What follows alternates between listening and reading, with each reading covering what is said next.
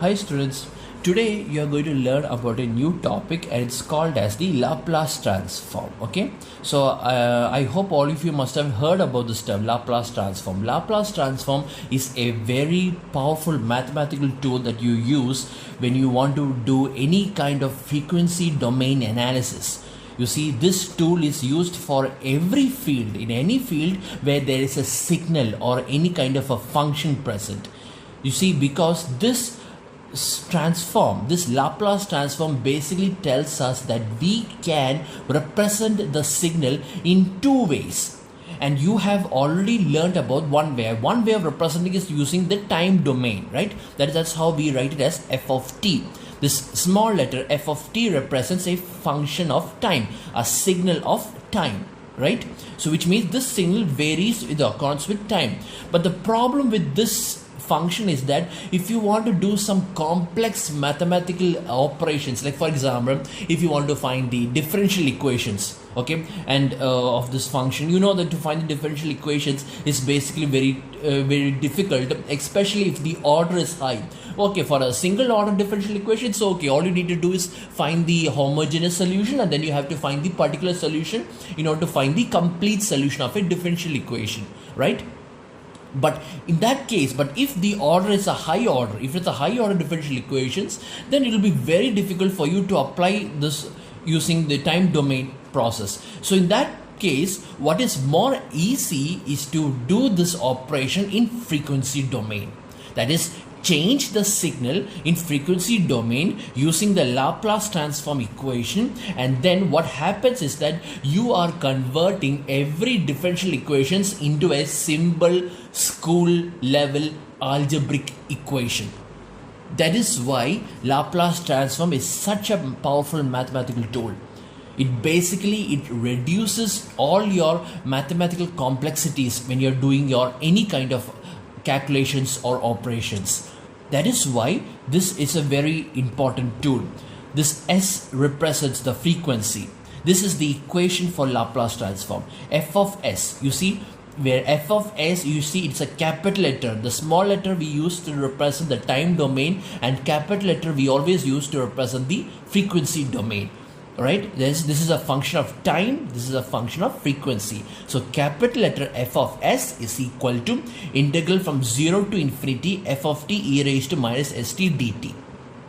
Actually, this integral was supposed to be from minus infinity to plus infinity, but since we are talking about real-time functions that we are going to use in the circuit, that is why the equation is from 0 to infinity. Okay, that's one thing you need to understand. That is, since it is from 0 to infinity, this Laplace transform is called as unilateral Laplace transform. If this integral was from minus infinity to plus infinity, it would have been bilateral Laplace transform. That is, it includes both the negative values and positive values of time. But here only positive values of time, only one direction. That's why it's called as unilateral Laplace transform. Okay, so this is the main equation you are going to use for your circuit calculation. That is how Laplace transform is very popular. You see, I'm using Laplace transform in my subject, for my circuit process. For my circuit analysis also, I'm using Laplace transform. Likewise, you can use Laplace transform in physics. You can apply Laplace transform in maths, in space, in every equations, in any operation that has mathematical equations. You need to learn Laplace transform as a very powerful tool which can actually reduce any complications in your mathematical operations in time domain. Because basically what the signal does is change the signal in frequency domain. You see, that's one you need to understand. These two are the same. These two represents the same entity. What I meant is, another way of writing this equation is like this. You see, f of s, double arrow mark, capital letter L on top of it, f of t. Or you can write it in reverse also. F of t is equal to double arrow f of s. This means that the Laplace transform of f of t is f of s, or I can also say that the inverse Laplace transform of f of s is f of t. That is, this is how we write. Another popular way, the most common way of writing is like that, is Laplace transform of f of t is equal to f of s.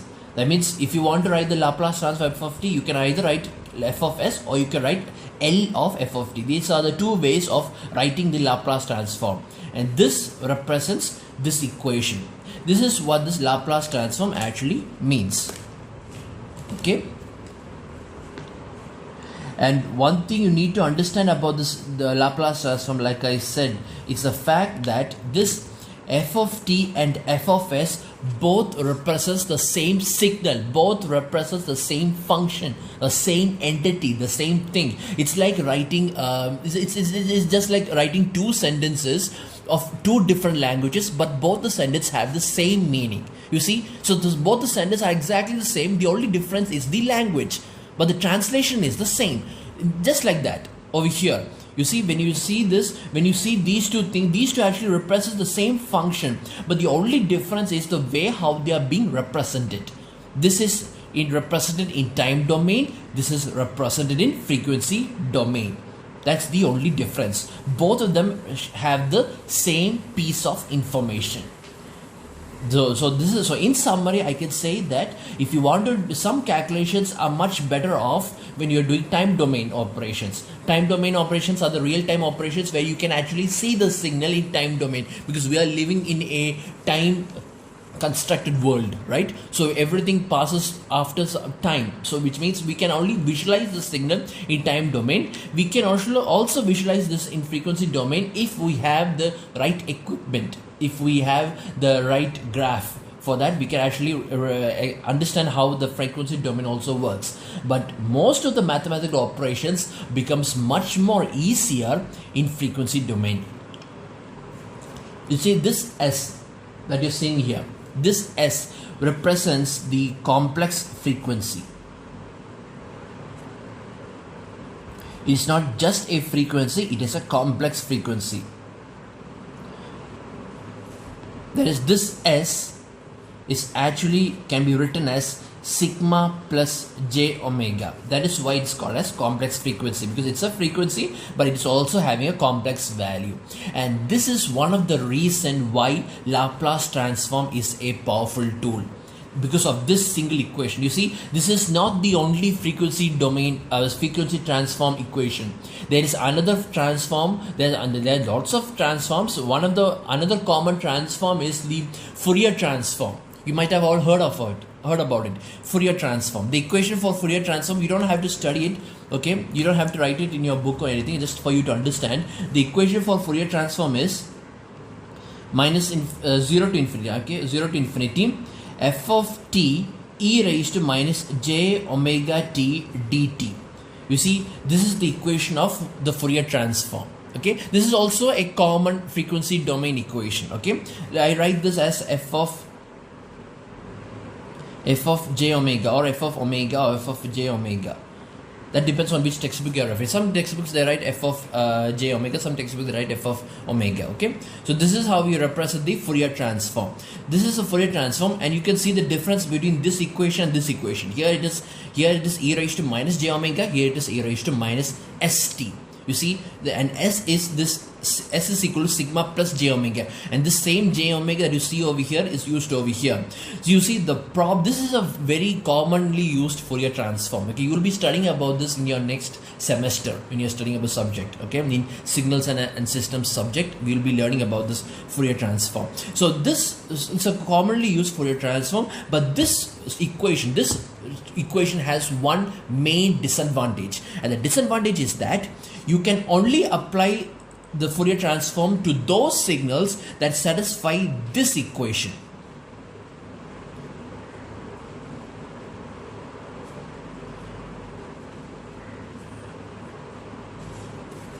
It should satisfy this equation. This is called as the Dirichlet's condition. I'm not sure if you have already heard about this term, DIRCHLET, Dirichlet's condition. That is, this equation means that if you want to find the Fourier transform of any signal, that signal must satisfy this condition. That is, if you integrate that signal, okay, for all its values, if you integrate the signal for all its values, the value must be a finite value. It should be a positive number, or it should be a number, not be positive. It should be a finite value.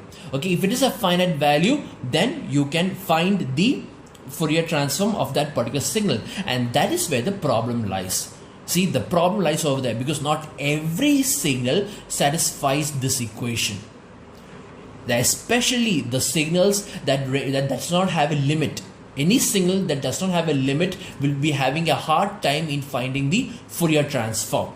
You see, for those signals, for example, if a signal is going from 0 to infinity, or it is flowing from minus infinity to plus infinity, for those kinds of signals, definitely it will not satisfy this equation. So therefore, those kinds of signals, we will not be able to apply the Fourier transform. And that is why Laplace transform is more powerful. Because in Laplace transform, there is an S, and the S is this function. S is equal to sigma plus j omega. See what happens when I put this value over here. Just see what happens. That is, here if I put this value over here, I will get f of s is equal to integral 0 to infinity f of t into e raised to minus s, and instead of s I am writing sigma plus j omega. So sigma plus j omega t dt. Now see what happens over here. This is nothing but this is equal to integral 0 to infinity f of t e raised to minus sigma t into e raised to minus j omega t dt. Now I want you all to simply compare this equation with this equation, and what is the missing term? This equation is f of t e raised to minus j omega t. This is having f of t e raised to minus sigma t into e raised to minus j omega t. If you compare these two equations, you can see that this term e raised to minus sigma t is missing over here. E raised to minus sigma t, this term is missing, it's not here in this. So if you want to apply the Dirichlet's condition in this equation, the Dirichlet's condition is this, that is integral 0 to infinity magnitude of f of t. I'm writing the magnitude to assume that this f of t is a complex function, that's why, okay, that's all. So f of t e raised to minus sigma t dt is less than infinity. You see, since there is no e raised to minus sigma t over here, there is no e raised to minus sigma t over here.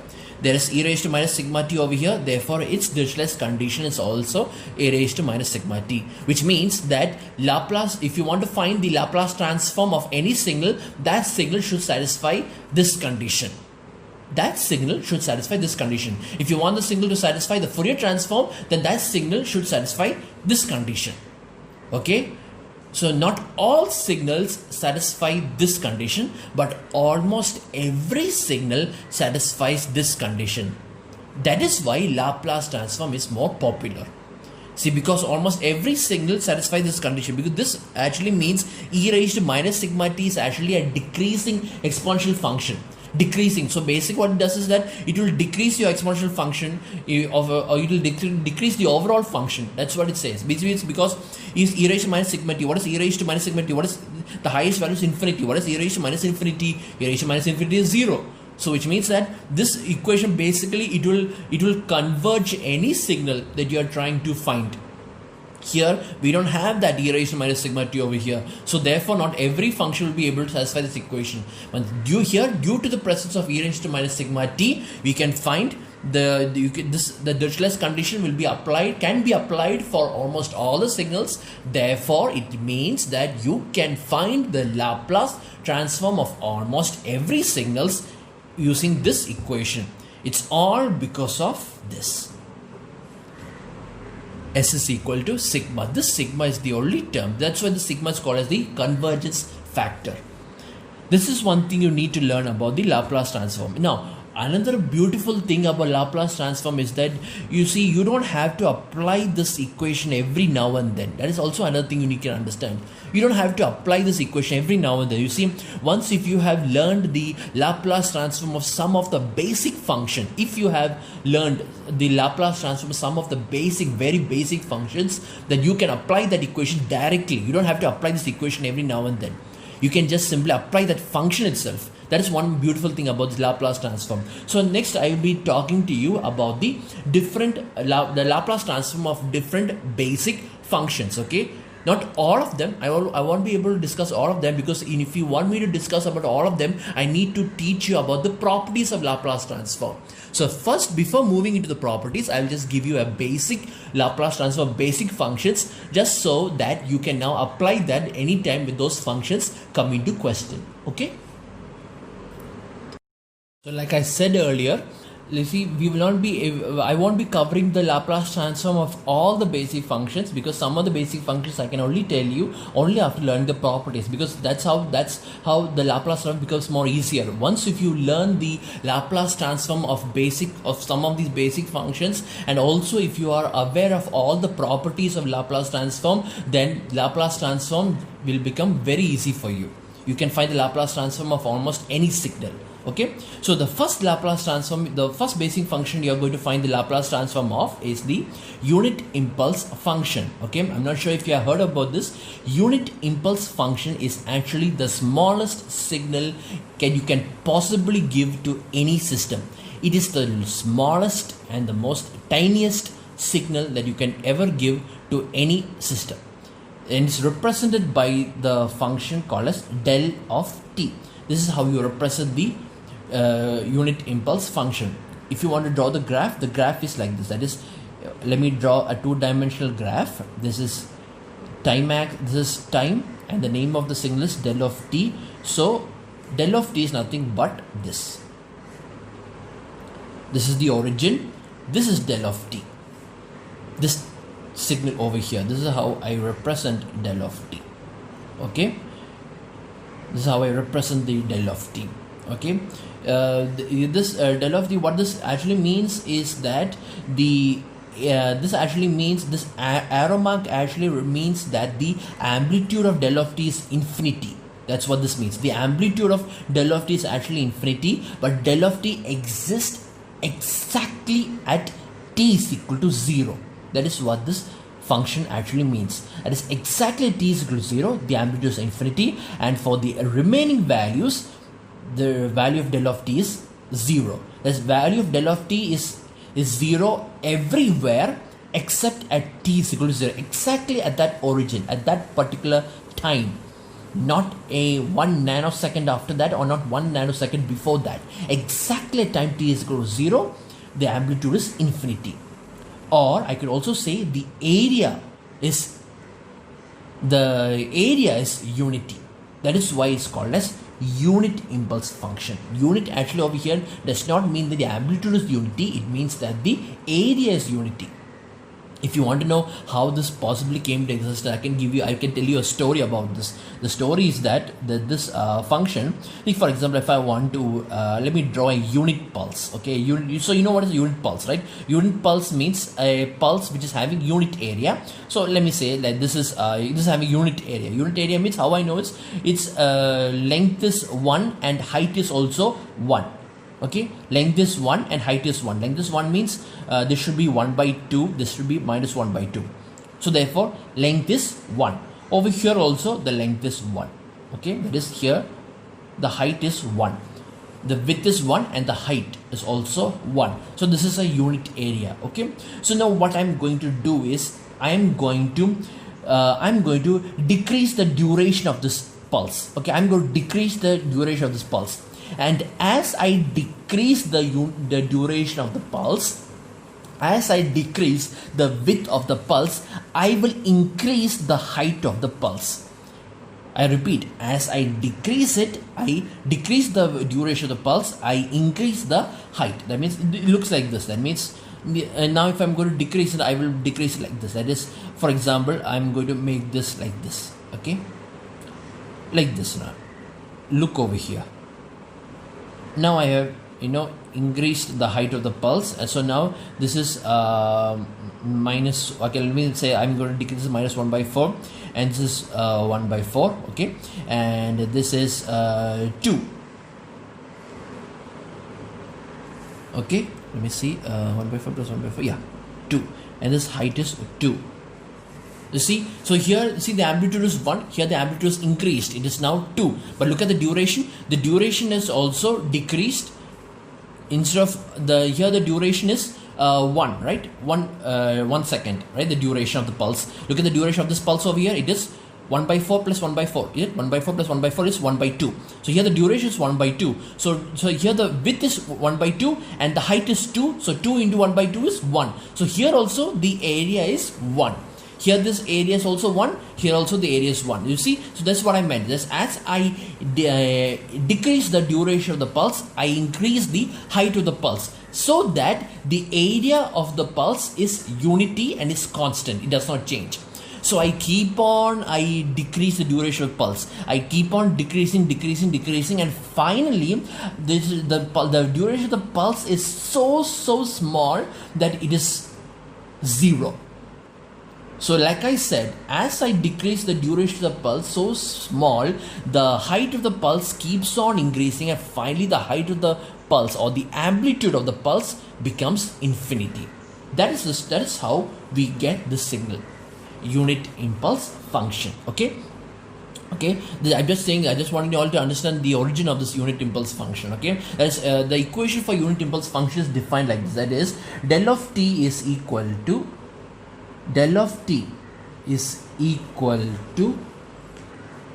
0 for t not equal to 0. That is what this equation means. Del of t is 0 when the t is not equal to 0.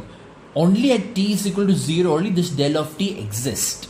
Only at t is equal to 0 only del of t exists. Del of t does not exist anywhere else. Okay, that's what this equation means. Del of t, there is no del of t for values other than t is equal to 0. Okay, and also like I said, so what about at t is equal to 0? Now at t is equal to 0, the area of the unit impulse signal,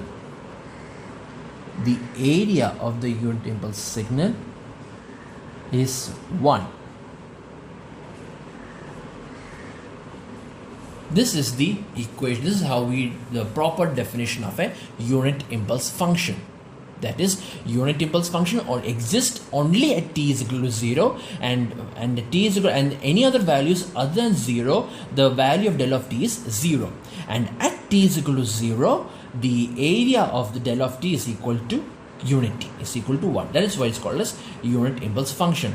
So now what I'm going to do is I'm going to apply the Laplace transform of this signal. I'm going to find the Laplace transform of del of t. So what is the equation for that? The equation is that del of t is equal to, Laplace transform of del of t. Okay, I'm going to write like this. The Laplace transform of del of t is given by integral from 0 to infinity del of t e raised to minus st dt.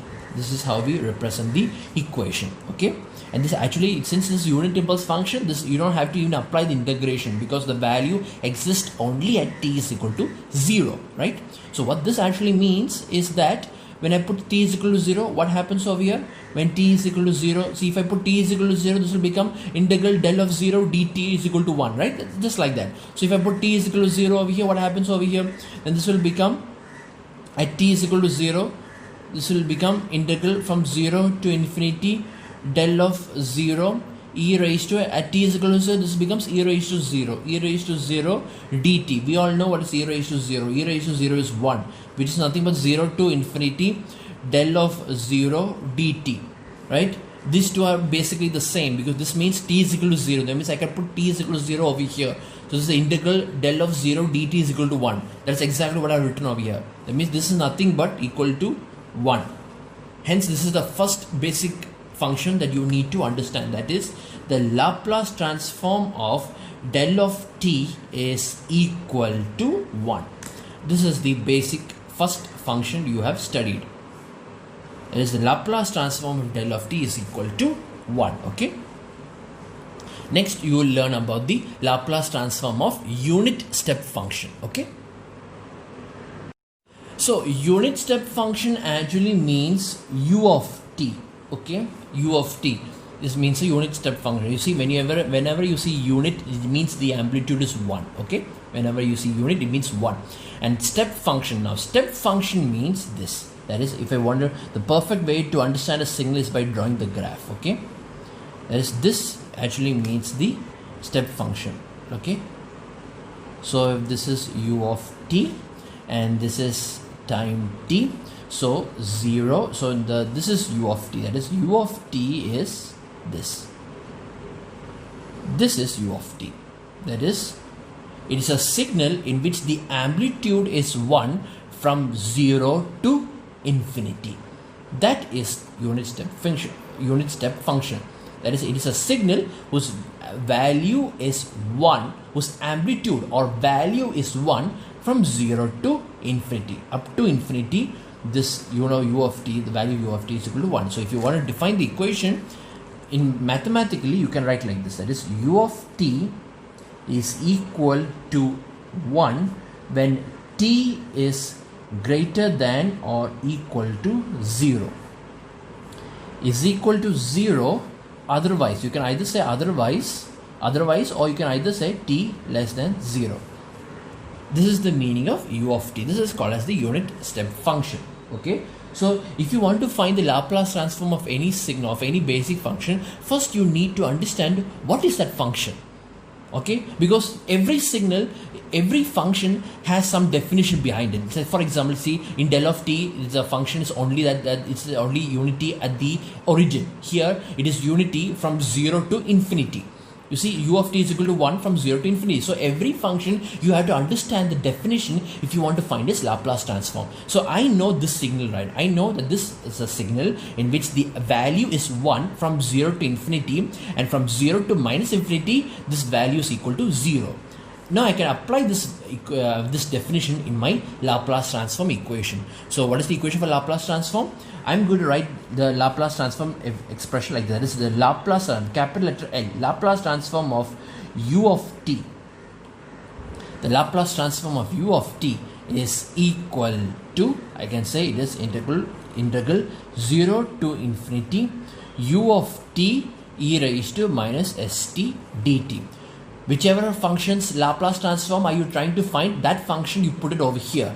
Okay, if it is del of t, you put del of t over here. If it is u of t, you put u of t over here. If it is f of t, you put f of t over here. Okay, so I know this signal 0 to infinity, but from 0 to infinity, we already know that from 0 to infinity, that's a definition, right? From 0 to infinity, I already know that the value of u of t is equal to 1.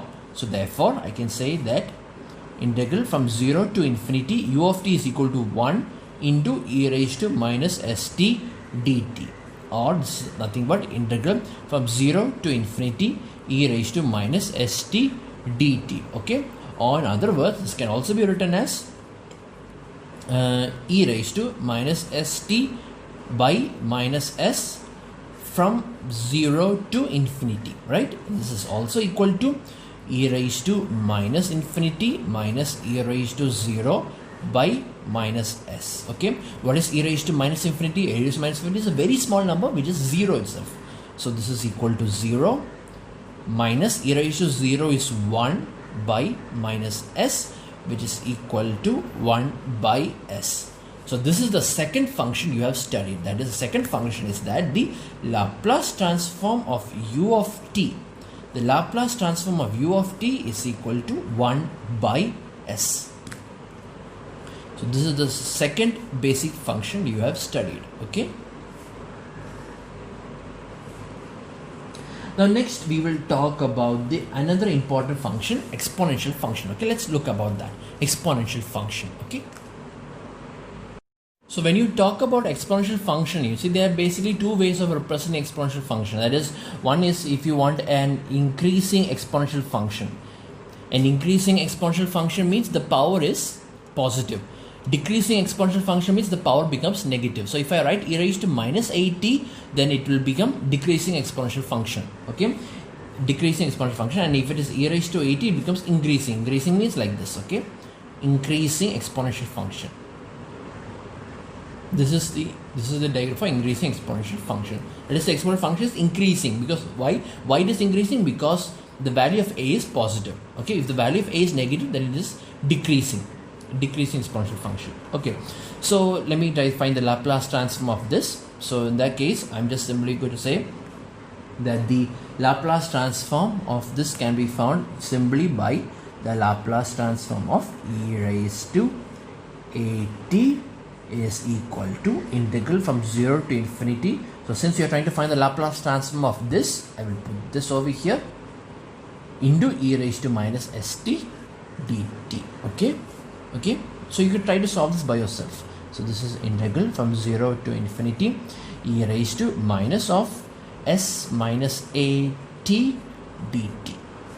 Okay, and this can also be written as is equal to e raised to minus of s minus a into t by minus of s minus a, right, from 0 to infinity, limit from 0 to infinity. Okay, and this all means that if I put infinity over here, it becomes e raised to minus let me write that away. So if I put infinity over here, it becomes e raised to minus infinity. So this becomes e raised to minus infinity minus, and if I put 0 over here, this becomes e raised to 0 by minus of s minus a, which is equal to e raised to minus infinity is 0 and e raised to 0 is 1 by minus of s minus a. Or in other words, this is equal to 1 by s minus a. So you have learned, now you have learned about the third equation, that is the Laplace transform of e raised to at is equal to 1 by s minus a. Okay, you see, you'll be learning about a property called as frequency shifting property, and once you have learned the frequency shifting property, this equation actually becomes useless, because this is basically an exponential function that you learn about later. But right now it's good that you remember this now, because you can always apply that property every now and then. So Laplace transform of e raised to at is equal to 1 by s minus a. Okay, and if you want, you can prove that the Laplace transform of e raised to minus at. Okay, the Laplace transform of e raised to minus at, this is e raised to plus at, but if you want to find the Laplace transform of e raised to minus at, follow the same procedure and you will get 1 by s plus a, which is also good to remember. Do not get confused. Okay, do not get confused about the equation to use. Okay, here it is positive, so this will become negative. Here it is negative, so this will become positive. This is the equation for the exponential function of Laplace transforms. Okay, remember these two equations.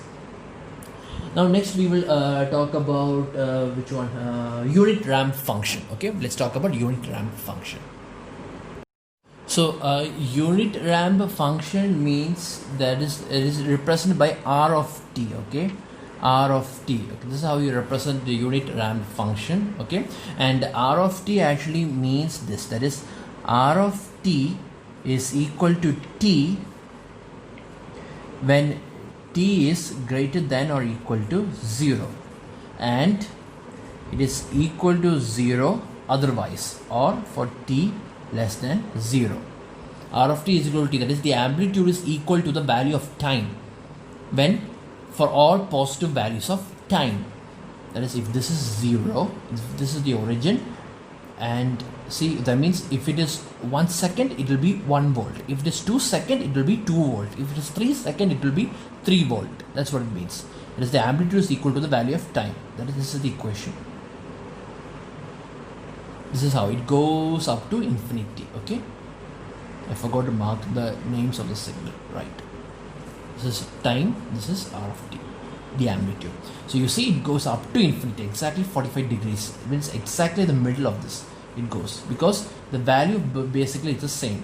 Okay, there's both the values, the value over here and the value over here, the value over here and the value over here will be the same. So this is called as unit ramp function. Okay, so now I'm going to find the Laplace transform of this. Okay, so the Laplace transform of r of t is given by integral from 0 to infinity r of t e raised to minus st dt. Okay, so already we know from 0 to infinity. What is the value of r of t from 0 to infinity? What is the value of r of t from 0 to infinity? It is t. So therefore this is equal to integral 0 to infinity t into e raised to minus st dt. Okay, this is it. See, so now I'm going to find the integral of this. Okay, but finding the integral of this is a little bit tricky. It's not a big deal. Over here you can see that this is actually a function of time. This is also a function of time, right? Both of them are function of time. So this is actually an integral of two functions of time. So in that case, how do we find the integral of this? This might be very helpful for you. Okay, how do I find the integral of a function which is a multiplication of two other basic function? This procedure is very same. Okay, it's exactly like before, like how you must have studied about this. That is suppose this is the equation you're going to, this is a basic mathematics, that is integral u into v. Okay, integral u into v, no sorry, it's not u into v, it is u into dv, right? It is integral u into dv. What is u? U is a function of x. What is dv? dv is not the integral of this, it is dv represents, it's also another function of x. Okay, that's what this means. Okay, you must have studied this in your maths class. That is integral u into dv is can be written as u into v minus integral v into du. This is what this means. Okay, this is what this equation means. This is the important equation you have studied in integration. That is, you apply this equation when you see two functions of x. Here it is not x, it is t, time. Okay, but anyway, so if you see two functions, two basic functions, what you do is you apply this equation over here. Okay, so here if it is 0 to infinity, here it is 0 to infinity, right? So if it is 0 to infinity, then you put over here from 0 to infinity over here. Okay, that's what this means. So here what is u? U is t. Let me write that. U is equal to t. Okay, u is equal to t. And what is dv? dv is this one, e raised to minus st. So dv is equal to e raised to minus st. Okay, so if u is equal to t, then what is du? du is differentiation of differentiation of this this value, right, which is nothing but 1, right? Differentiation of t, right, dt by dt is 1 because it's a function of t, that's why. Okay, and what about this one? Here if I want dv is equal to e raised to minus st, so what is v?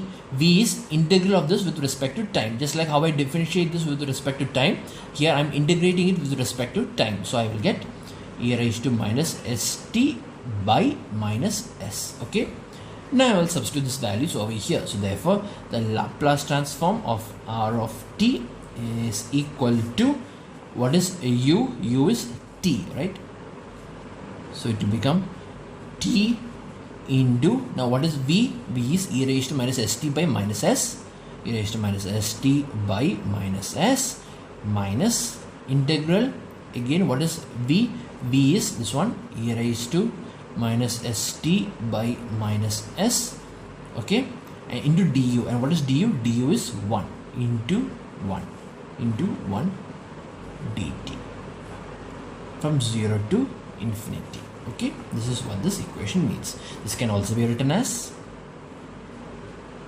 you can write this as t into e raised to minus st by minus s. Okay, here minus and minus becomes plus, so this becomes plus 1 by s integral e raised to minus st dt from 0 to infinity. Okay, this can also be written as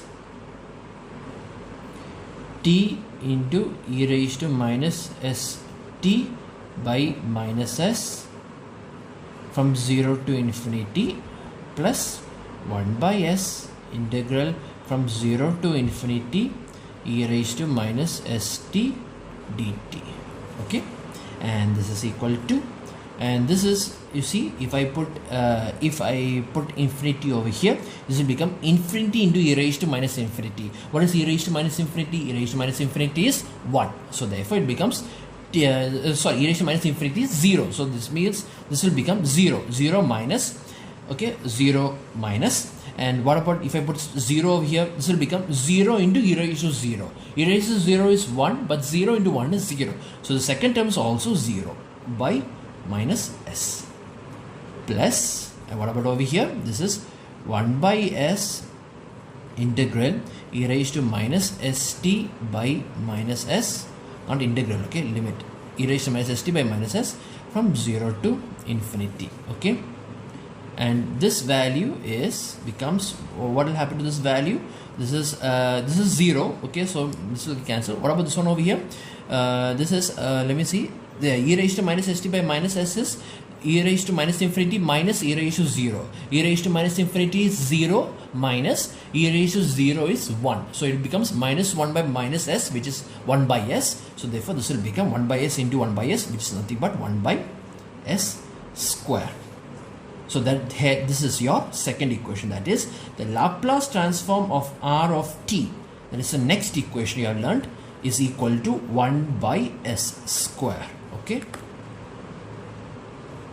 Hence this is your fourth equation, I believe, right? Fourth equation. Laplace transform of r of t is equal to 1 by s. Or I can also say that I can say like that also, right? That is, I can also say like this, that is the Laplace transform of t. You can say like it, because this is nothing but r of t is equal to t, right? So Laplace transform of t is also, you can say like that also, is also equal to 1 by s square, as long as it is a unilateral Laplace transform, okay. You can say like that also, okay. Okay, so next you will be learning the Laplace transform of sine function, okay. Sine function is sine omega t. So here omega is the angular frequency, which is omega is equal to 2 pi f, okay. So this is the function we are going to find the Laplace transform. So we all know, so before apply, how do we find the Laplace transform of this is, we convert this into its corresponding exponential function, okay. That is, we already know that sine omega t is equal to e raised to j omega t minus e raised to minus j omega t by 2j, okay. That's how if you see any trigonometric function, okay, if you see any trigonometric function, you convert it to its corresponding exponential function, then you apply Laplace transform to it. That's how we find the Laplace transform, okay.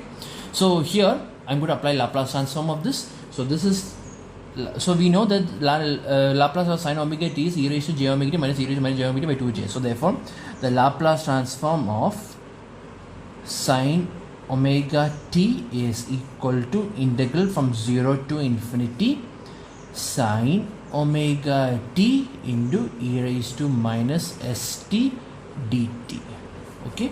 This is the equation, but sine omega t is this function, so therefore this is nothing but integral from 0 to infinity, and this is nothing but e raised to j omega t minus e raised to minus j omega t by 2j, okay.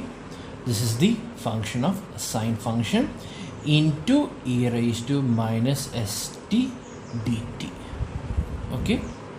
Now if I want, I can take 1 by 2j outside, so this will become 1 by 2j into integral 0 to infinity e raised to j omega t minus e raised to minus j omega t into e raised to minus st dt, okay.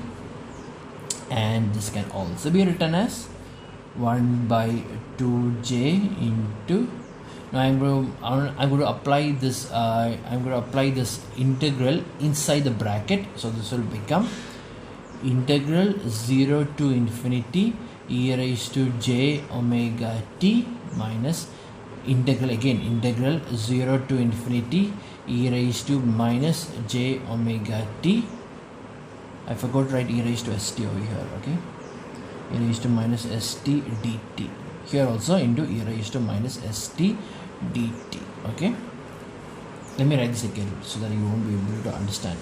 So you'll be able to, so 1 by 2j into integral 0 to infinity e raised to j omega t into e raised to minus st dt, okay, plus, so plus is minus over here, minus, okay, it is integral 0 to infinity e raised to minus j omega t into e raised to minus st dt, okay. I'm just rewriting the step away because this step is not clear. Okay, so that's why I'm rewriting this step. So now I'm going to find the integral of this, and I'll find the integral of this. So this is equal to 1 by 2j into, and this can be written as integral from 0 to infinity. This can be written as e raised to minus of s minus j omega into t dt. Okay, minus this can be written as integral 0 to infinity e raised to minus of s plus j omega t dt. Okay, this is nothing but 1 by 2j into, and here you have e raised to minus of s minus j omega. Okay, s raised to s minus j omega by minus of s minus j omega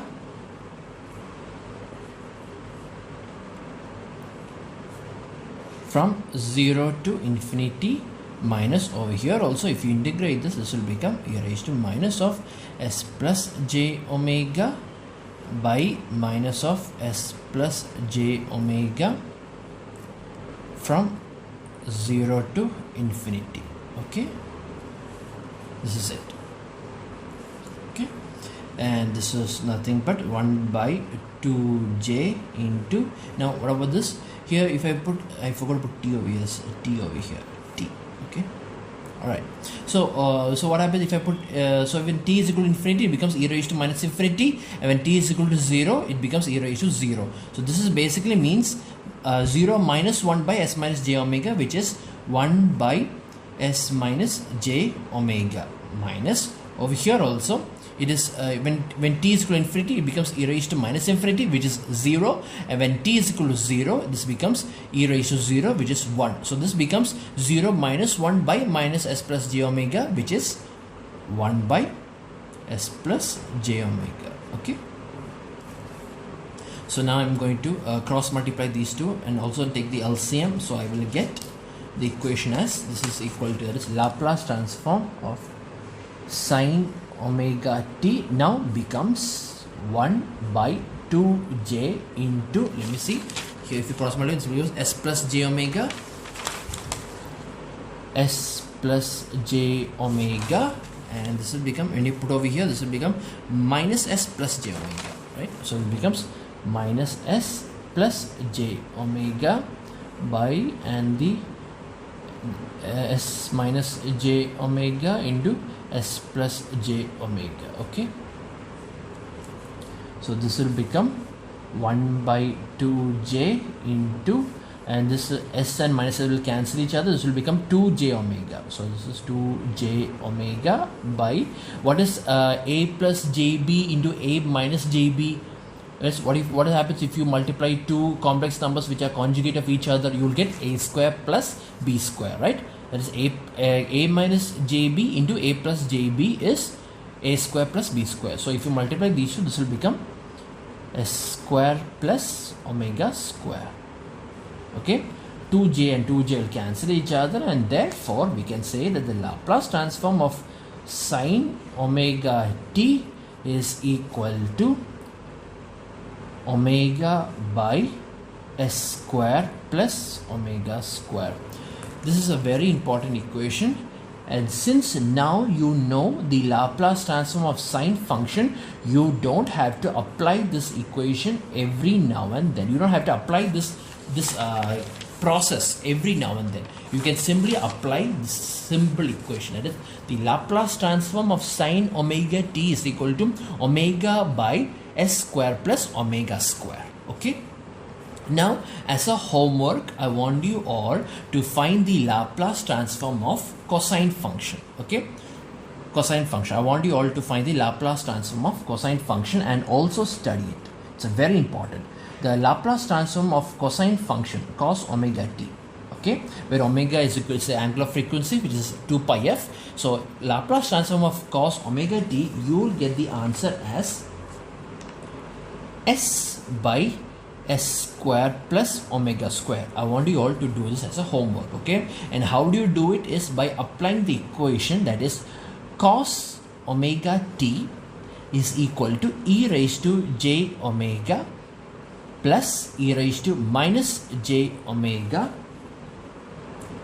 cos omega t. Okay, so cos omega t is e raised to j omega t plus e raised to minus j omega t by 2. Okay, just like over here the equation for sin omega t is e raised to j omega t minus e raised to minus j omega t by 2j, which I substituted over here when I'm trying to find it, and then that's how I follow the same process over here, and finally I got omega by s square plus omega square. Just like that, for cosine function also I want you all to do this by applying this equation. Okay, and this is and you will get this answer, and you have to study this formula. Okay, that is one thing you need to understand. So I want you all to do this for homework. Okay, prove that the Laplace transform of cos omega t is equal to s by s square plus omega square. Okay, and using this function, right? So you need to study this.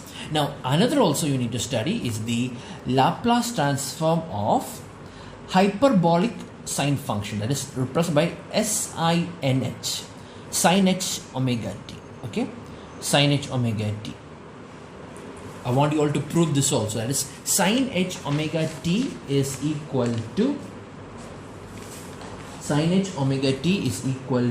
omega by s square minus omega square. Okay, I want you all to prove that the Laplace transform of sin h omega t is equal to omega by s square minus omega square, and I want you to remember or by heart this equation.